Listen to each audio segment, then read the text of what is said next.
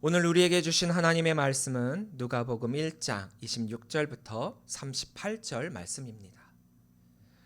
누가복음 1장 26절부터 38절 말씀입니다. 여섯째 달에 천사 가브리엘이 하나님의 보내심을 받아 갈릴리 나사렛이란 동네에 가서 다윗의 자손 요셉이라 하는 사람과 약혼한 처녀에게 이르니 그 처녀의 이름은 마리아라. 그에게 들어가 이르되 은혜를 받은 자여 평안할지어다 주께서 너와 함께 하시도다 하니 처녀가 그 말을 듣고 놀라 이런 인사가 어찌함인가 생각하매 천사가 이르되 마리아여 무서워하지 말라 내가 하나님께 은혜를 입었느니라. 보라 내가 잉태하여 아들을 낳으리니 그 이름을 예수라 하라.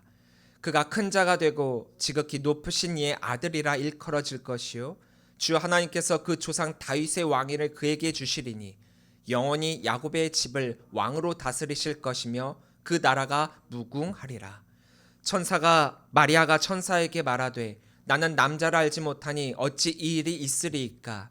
천사가 대답하여 이르되 성령이 내게 임하시고 지극히 높으신 이의 능력이 너를 덮으시리니 이러므로 나실 바 거룩한 이는 하나님의 아들이라 일컬어지리라. 보라 내 친족 엘리사벳도 늙어서 아들을 배었느니라.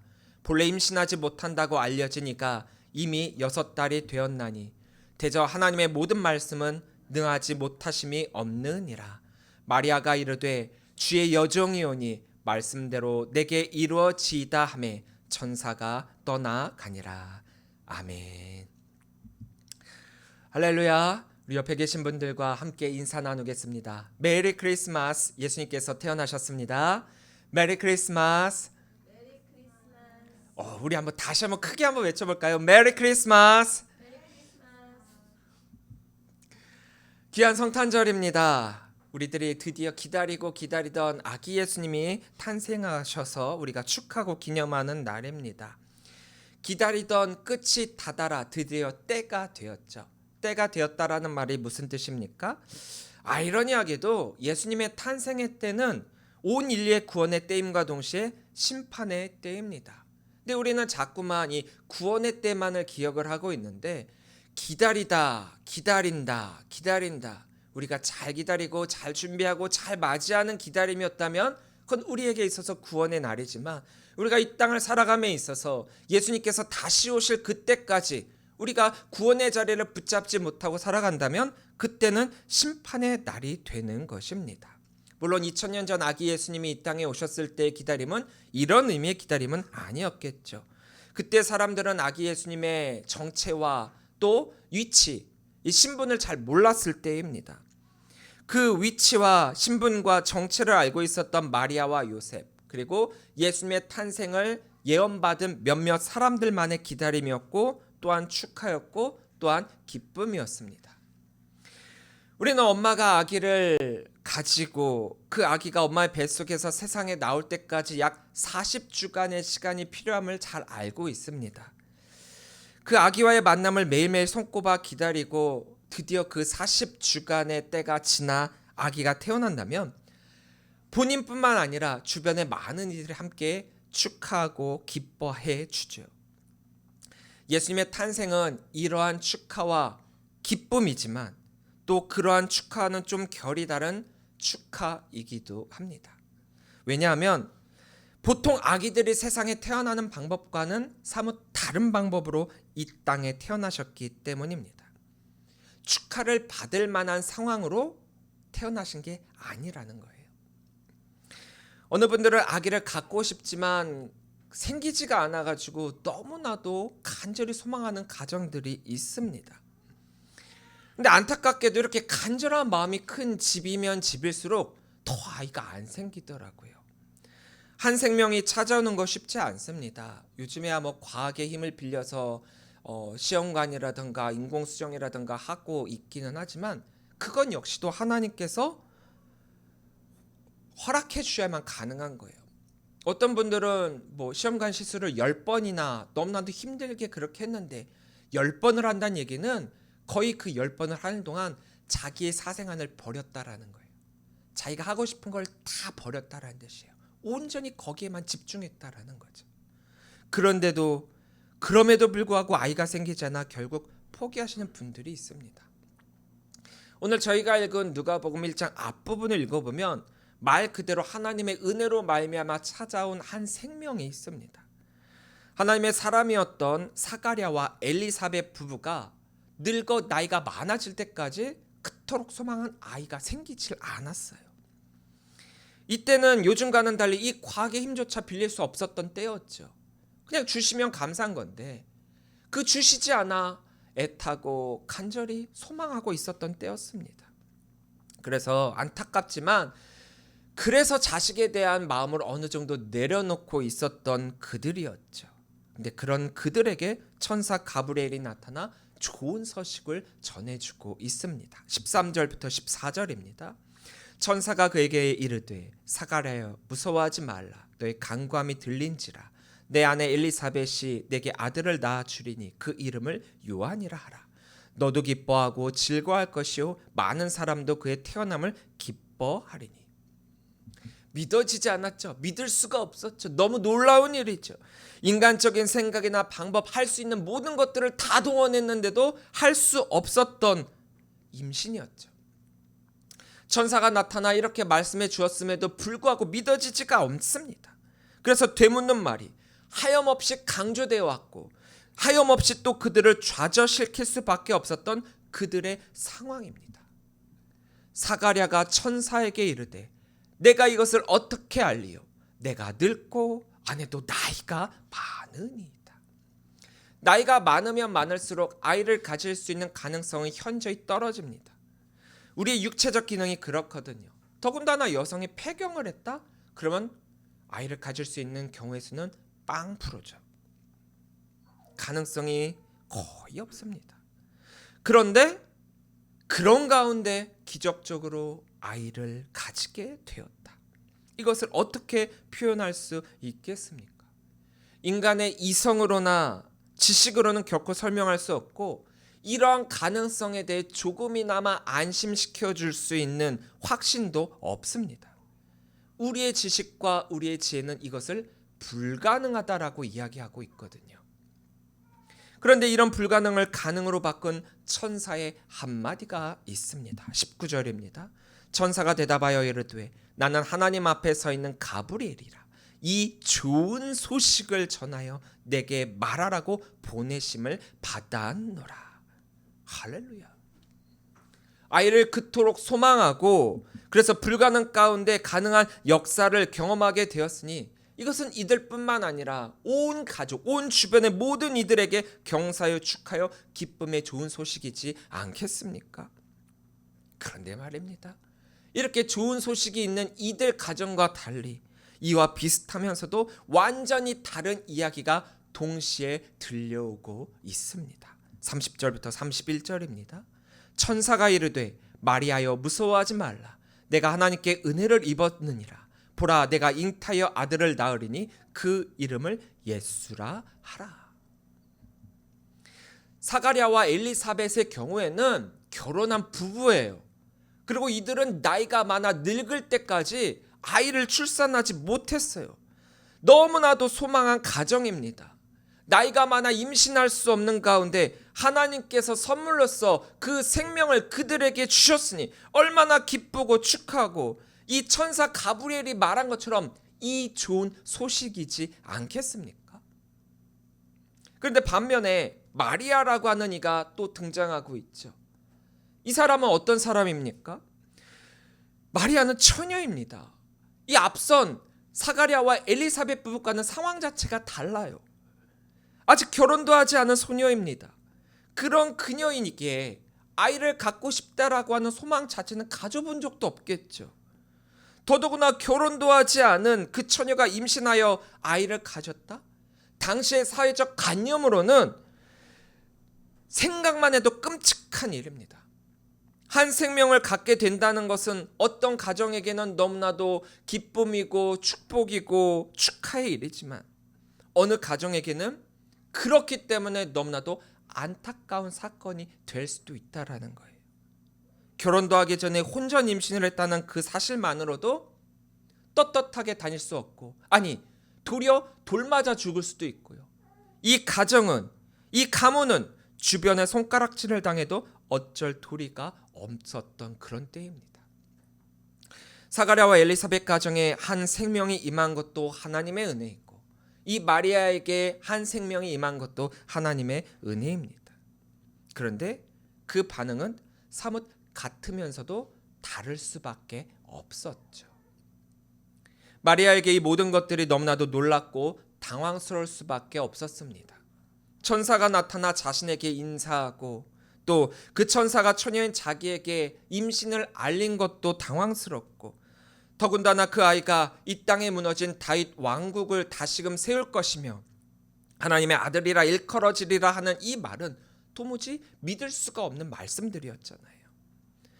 마리아는 자신에게 일어난 이 모든 것들이 이해가 되지 않았습니다. 그렇죠. 인간의 이성적 판단의 범주를 완전히 벗어난 일들이잖아요. 그렇게 마리아는 천사에게 조심스럽게 질문을 하게 됩니다. 34절입니다. 마리아가 천사에게 말하되 나는 남자를 알지 못하니 어찌 이 일이 있으리까. 우리가 알고 있는 임신의 방법은 과학적이고 실제적이죠. 남자를 알지 못한다라는 이 말은 이 방법이 아니고서는 결코 생명이 태어날 수가 없다라고 하는 또 다른 반문이잖아요. 하물며 그것조차도 하나님께서 허락해 주시지 않으면 안 되는 겁니다. 이 방법으로 아닌 다른 방법으로는 임신을 생각해 본 적도 없었고 그럴 수 없다는 것도 너무나도 잘 알고 있기에 마리아는 이렇게 질문하고 있고, 나는 그런 적이 없는데 어떻게 나에게 이런 일이 일어날 수 있겠습니까?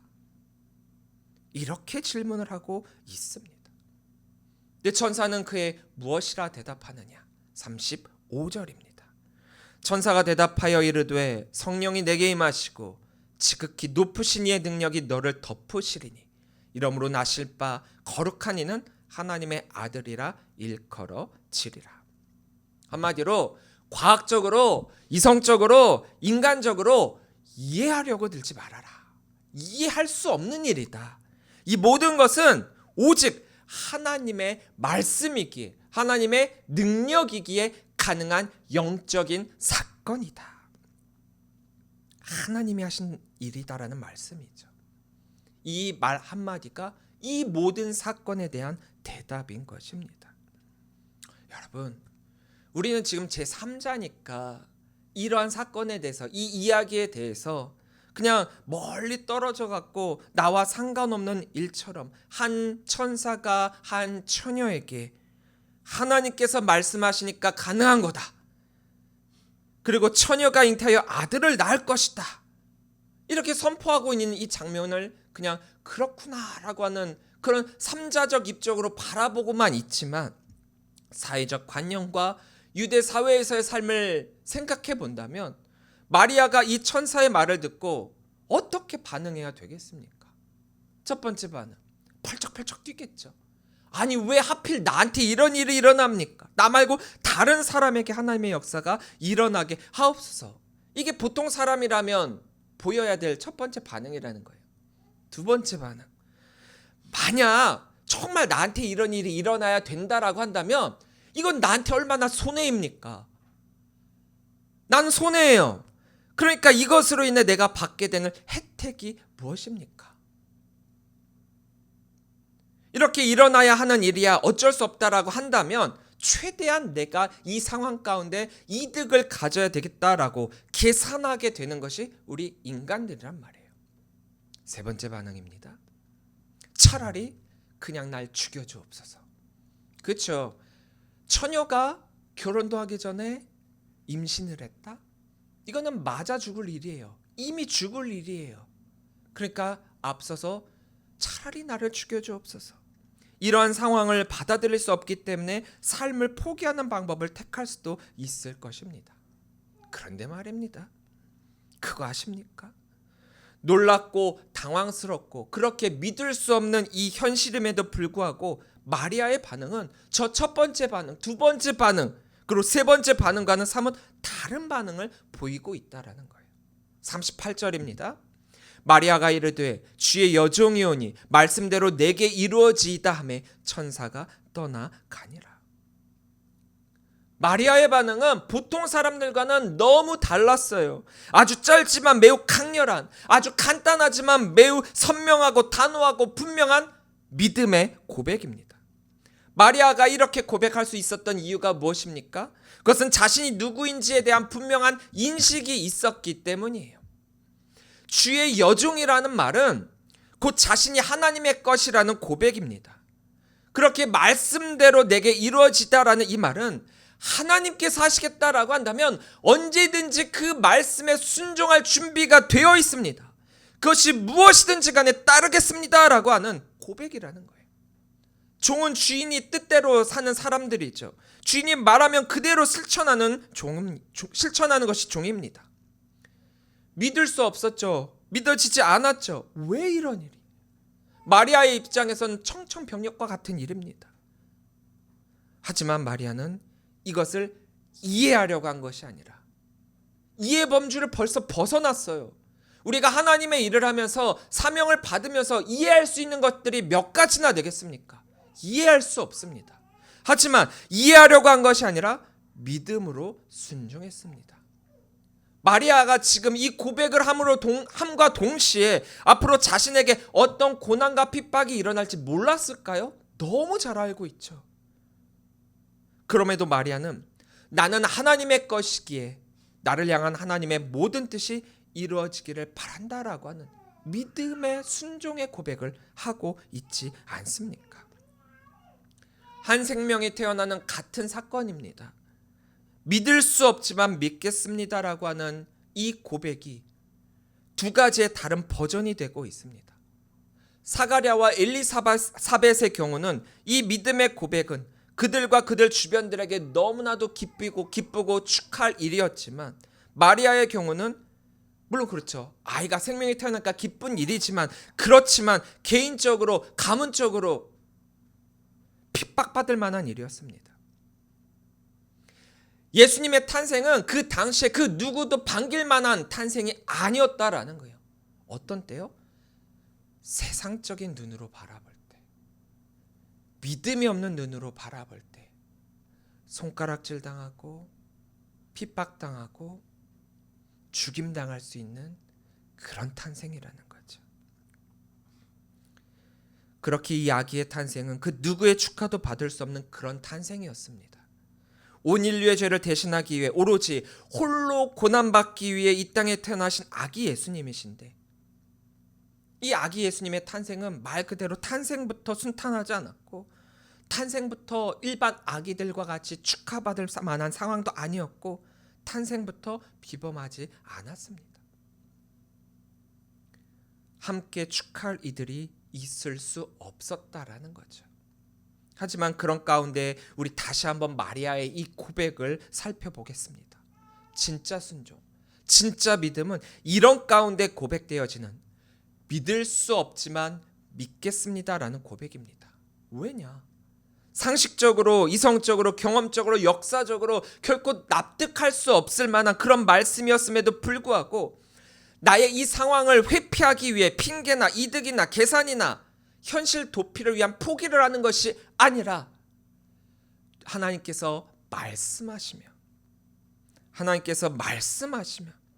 하나님만을 신뢰하겠습니다. 이것이 우리의 고백이 되어야 되지 않겠습니까?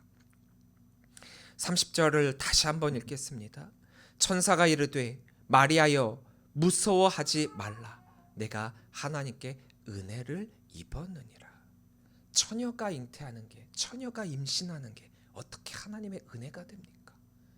세상의 눈으로 보면 이거는 정말 최악의 최악이에요. 물론 요즘이야 뭐 결혼 전에 뭐 혼수로 아이를 장만하고 간다라고 하지만, 또 많은 그런 생각이 바뀌기는 했지만, 이 당시에는 죽을 일입니다. 가문이 멸망할 수도 있는 일입니다. 핍박받을 일입니다. 손가락질 당할 일입니다. 마리아의 이 고백 이후 앞으로 일어날 사건은 고난과 핍박의 시작이라고 할 수 있습니다. 인간적으로, 상식적으로, 경험적으로, 세상적으로 그렇거든요. 하지만 이것은 하나님의 은혜입니다. 세상의 눈으로 바라본 예수님의 탄생은 핍박일 수밖에 없지만 영의 눈으로 바라본 예수님의 탄생은 하나님의 은혜입니다. 아기 예수님이 이 땅에 태어나심은 하나님의 은혜입니다. 마리아가 그냥 말로만 고백을 이렇게 한 것이냐? 아니죠. 그럼에도 불구하고의 순종입니다. 어떤 일이 앞으로 일어날지 누구보다도 잘 알고 있었지만 하나님께서 주신 그것이 은혜임을 마리아는 믿음으로 고백하고 있는 것입니다. 하나님께서 말씀하실 때 언제나 그 말씀에 순종하겠습니다. 이게 우리 성도들의 마음이죠. 하나님이 말씀하실 때 불순종하겠다라고 선포하는 사람이 그 누가 있겠습니까? 하지만 정작 마리아와 같은 상황과 또 결단의 시간이 온다면 과연 이 마리아와 같은 선택, 마리아와 같은 고백을 할 수 있는 자들이 몇이나 될까요? 대부분의 많은 사람들은 취사 선택에 순종을 해요. 골라가지고 내가 순종할 수 있을 만한 것만 순종한다라는 거죠. 보통은 아까 말씀드린 일반 사람들의 반응처럼 첫 번째 반응, 두 번째 반응, 핑계대고 계산하면서 불순종할 거리를 찾고 있죠. 세 번째 반응, 현실 도피를 통해서 믿음을 포기하고 있습니다. 믿을 수가 없지만, 받아들일 수 없지만 그럼에도 순종하겠다라고 하는 그 믿음의 고백이 곧 하나님의 은혜임을 잊지 마시기 바랍니다. 마리아의 이러한 순종이 우리로 하여금 아기 예수님의 탄생을 기다리고 준비하고 맞이하게 했습니다. 그리고 그 아기 예수님의 오심이 곧 하나님의 은혜가 되었습니다. 마리아에게 뿐만이 아니라 이 땅의 온 인류에게 말입니다. 아기 예수님이 태어나신 귀하고 기쁜 성탄입니다. 우리도 이 땅을 살아가면서 마리아처럼 우리는 하나님의 종이오니 하나님께서 말씀하시면 그 말씀에 순종하겠습니다. 그리고 그것이 비록 세상의 눈으로 볼 때에 핍박과 고난과 아픔이 될지라도 그러나 영적인 눈으로 바라본 그 말씀은 곧 하나님의 은혜임을 믿습니다. 아멘. 이런 확고한 믿음과 순종으로 우리가 고백해야 합니다.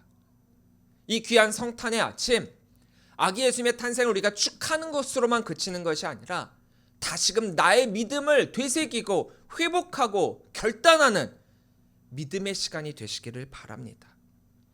우리를 향한 하나님의 은혜와 우리를 향한 예수 그리스도의 희생과 온 인류를 위한 주님의 사랑을 기억하면서 성도로서 그리스도인으로서 하나님 나라 백성으로서 우리에게 맡겨준 하나님의 뜻과 사명에 앞장서 나가시는 저와 여러분들이 되시기를 주의 이름으로 간절히 축원합니다. 아기 예수님의 오심은 우리에게 기쁨이요 온 인류를 향한 하나님의 사랑입니다. 메리 크리스마스. 기도하시겠습니다.